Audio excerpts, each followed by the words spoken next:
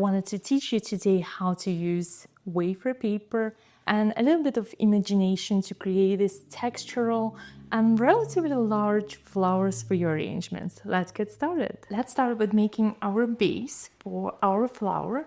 And for that, I'm going to use wafer paper. This is 0.30 millimeters and a piece of 20 gauge wire. Because we are building a structure, there is no template, but I will show you how I'm making my base for the flower.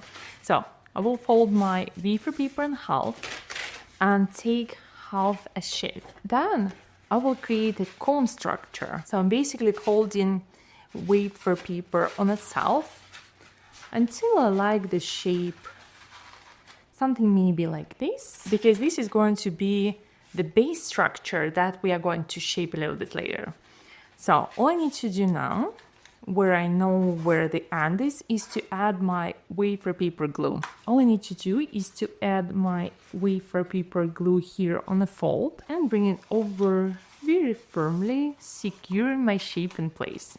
So now we have our base structure, and I will think where I want it to end, maybe this size.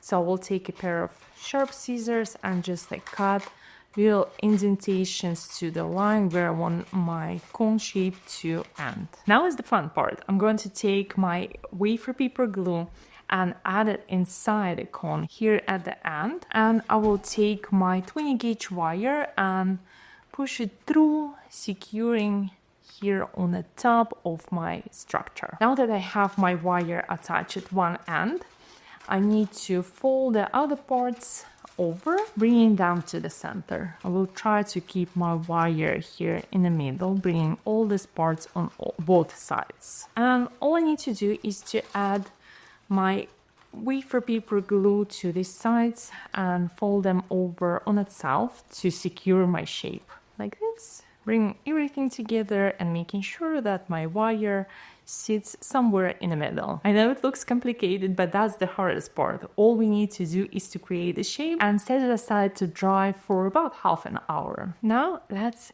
color our wafer paper.